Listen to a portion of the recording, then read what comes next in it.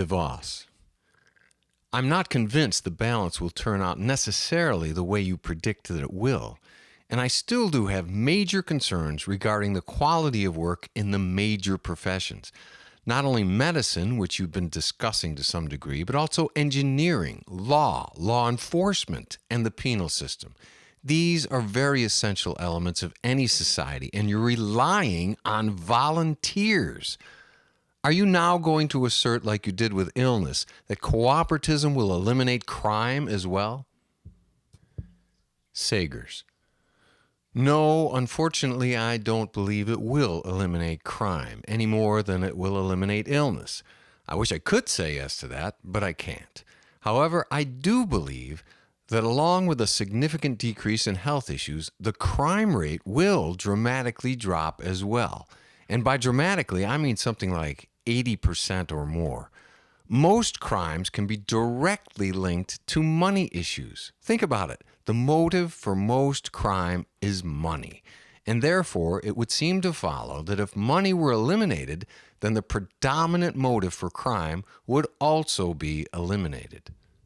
There are certainly crimes committed for other motives, sex offense crimes, crimes of passion, crimes that involve jealousy or hate, crimes where individuals spontaneously react emotionally, irrationally, and or violently in certain social situations.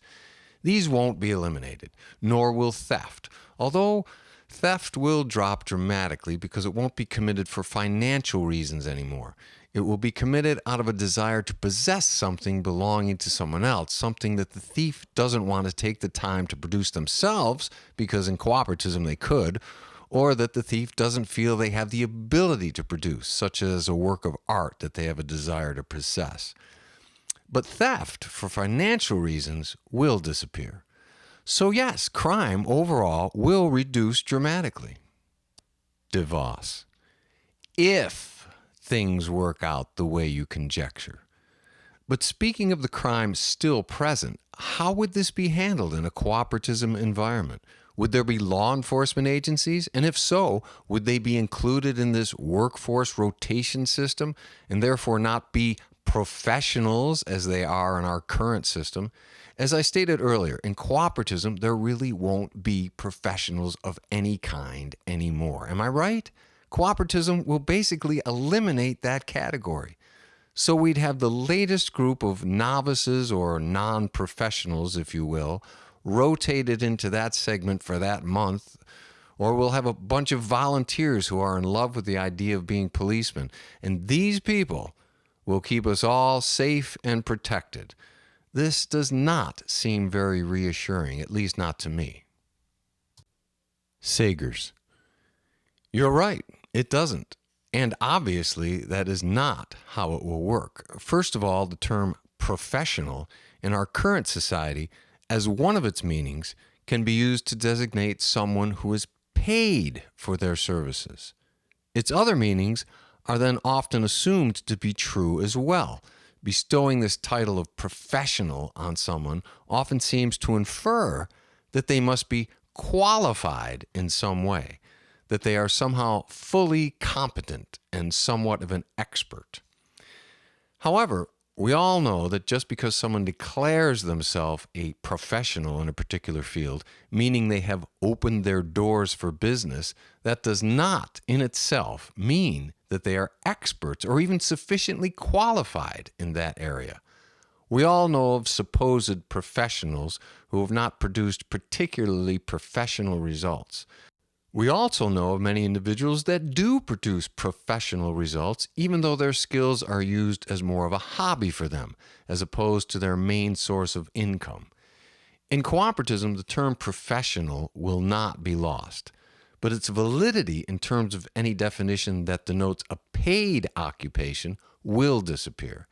It will simply be used to describe someone who may have extensive, proven experience and expertise in a particular area, as opposed to someone who derives their main income from it.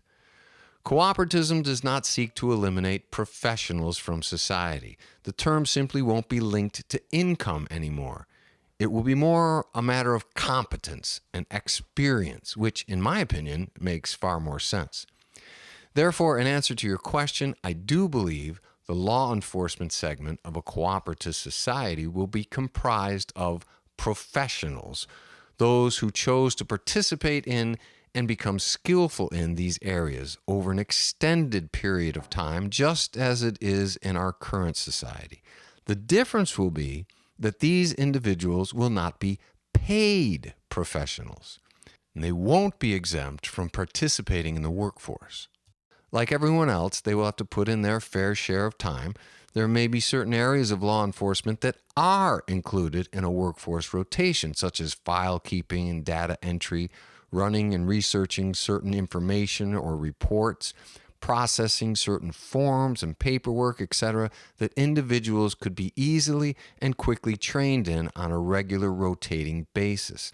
But if an individual has a desire to participate in the more professional aspects of the field, they would then volunteer their time to be trained and educated and therefore qualified in the various pertinent areas. These would be the individuals that would respond to and deal with the more serious and more dangerous aspects of the law enforcement segment. The term career or vocation will refer to the field an individual chooses to spend most of his time in, becoming knowledgeable and skilled in. It will no longer refer to what someone does for a living, but rather what someone does as a choice. DeVos. But don't you feel that without some added compensation that there may be an insufficient number of volunteers in these areas? Sagers.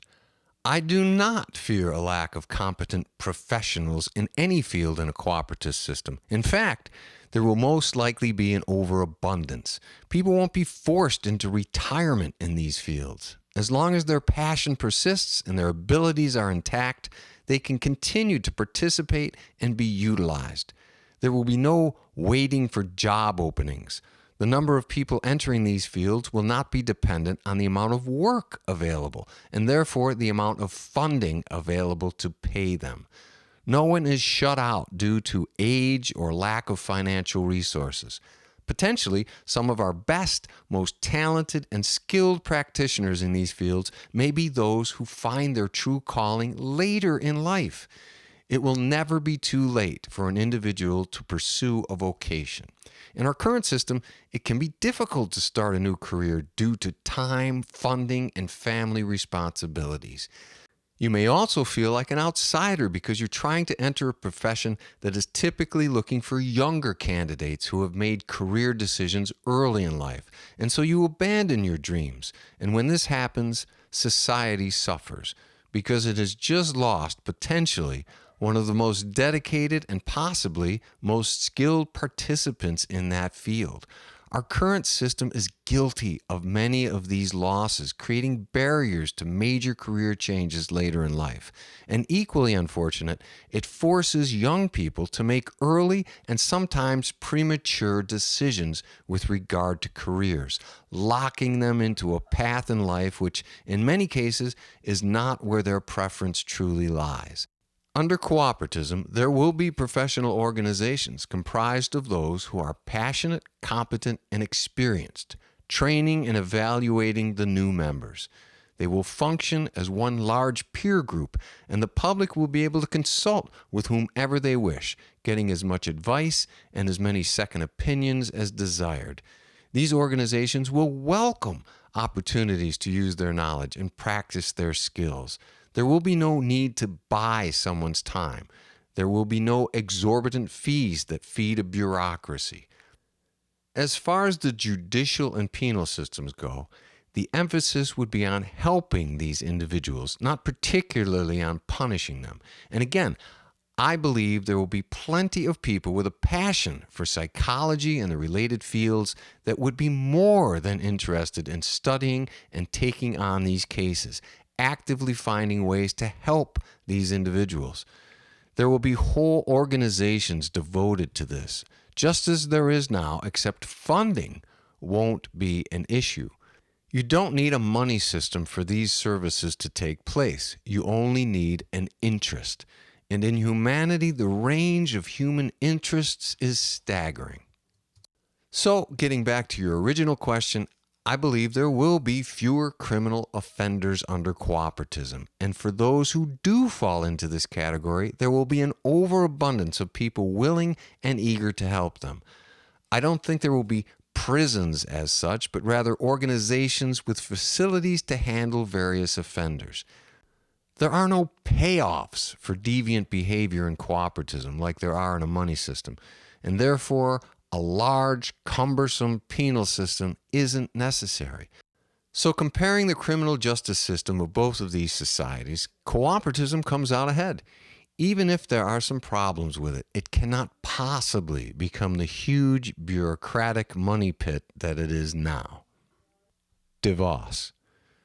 But don't the checks and balances of a money system, part of which is financing, ensure a degree of quality to some extent? To get funded, an idea must have a degree of merit.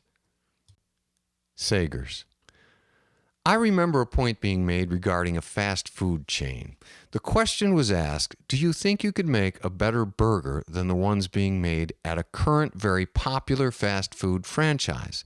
The answer was unequivocally yes. So the next question was, then how does this fast food chain stay in business if the burgers they sell are at best mediocre? The answer is, the franchise is not interested in quality, but profit. If they can promote an image desirable to the public, produce a passable burger that can be quickly and easily prepared, selling the fact that it's a great deal, a great value, and portray the people that go there as being happy and enjoying life, then it will be a popular and profitable business. There will be no need to spend the extra money to ensure quality. You're selling image and value, not quality. Under cooperatism, the only criteria would be quality. Freed from the restrictive aspects of financing and profit, ideas will flow more easily, more experimentation will occur, and more spontaneity. There would be no reason to produce anything that isn't of the highest quality. We would no longer have to choose between quality and value. DeVos. But how about the quality of the work being done by the workers themselves? Don't you think that being employed and therefore having something at stake like your job or the incentive to improve yourself more worthy in order to get a raise or to be able to charge more for your services encourages people to do a better job and improves overall quality? Sagers. Well, suppose you're a supervisor for an assembly line and you know that shutting down the line costs the company thousands of dollars per minute. And your boss won't be happy about that because his boss won't be happy about that because the stockholders won't be happy about that. You then have a justification for letting a defect go or doing some quick fix. And so we hear about some tragedy taking place in a manufacturer recall, which often turns out, ironically enough, to be less costly for them than having to shut down the line in the first place, justifying further the original decision to ignore the problem. It's expensive to implement an improvement and/or upgrade a manufacturing process. There can be huge costs involved. Companies must weigh the pros against the costs.